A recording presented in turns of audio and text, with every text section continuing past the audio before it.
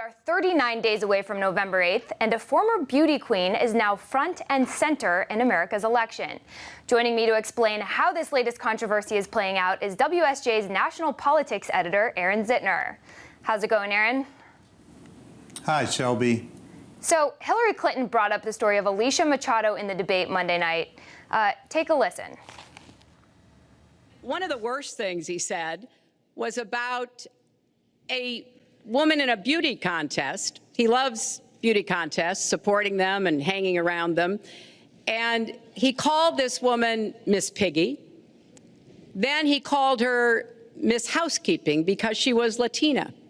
Donald, she has a name. Where did you find her this? name Where is did you find Alicia this? Machado. Where did you find and it? she has become a U.S. citizen, and you can bet she's going to vote this November. Okay, good. It was a feisty exchange, Aaron, and instead of moving on or even defending himself, Donald Trump has been attacking Alicia Machado all week long. Is this controversy different from all of the others? Well, it's only different in the timing.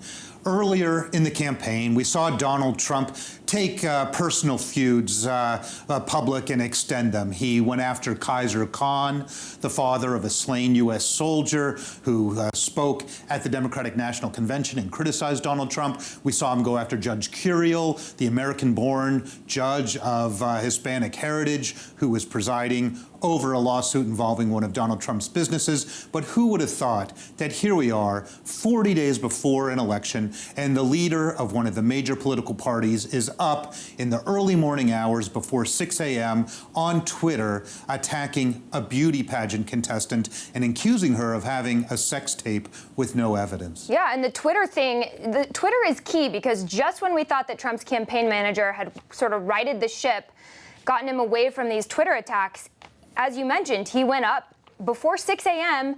and went on this huge Twitter tirade attacking Machado. Is this a strategy of his, or is it just an angry outburst?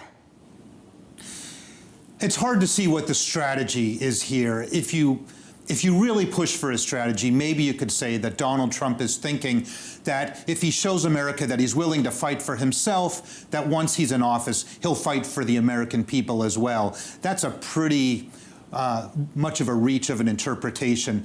Really, it's hard to see how this helps. Hillary Clinton clearly thinks that one of her most effective attack lines on Donald Trump is this: a man who can be baited with a tweet is not a man who should be trusted with America's nuclear weapons. She used that attack line in the Democratic Convention. You heard her say it again in the debate on Monday night. So the more that Donald Trump carries out personal feuds on Twitter, the more you're going to see her elevate that criticism of him. It's true. And, you know, Machado represents a number of groups that Donald Trump has struggled with: immigrants, Hispanics, women.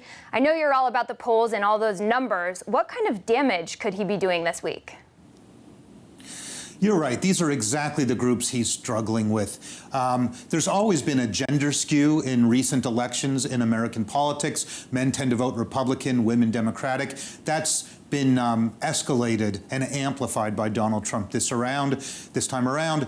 We know that non-white voters skew Democratic and white voters tend to vote as a whole Republican. That has been amplified this time around. And Donald Trump needs Hispanic voters in Florida, in Nevada, in many other states. This is not helpful to him winning over the core groups who he needs. Right, and he was really criticized after that debate performance. A lot of people said he did okay in the first 30 minutes, and then he just kind of blew it after that. Is there any indication he's preparing for the next debate? Do we know what his next steps may be?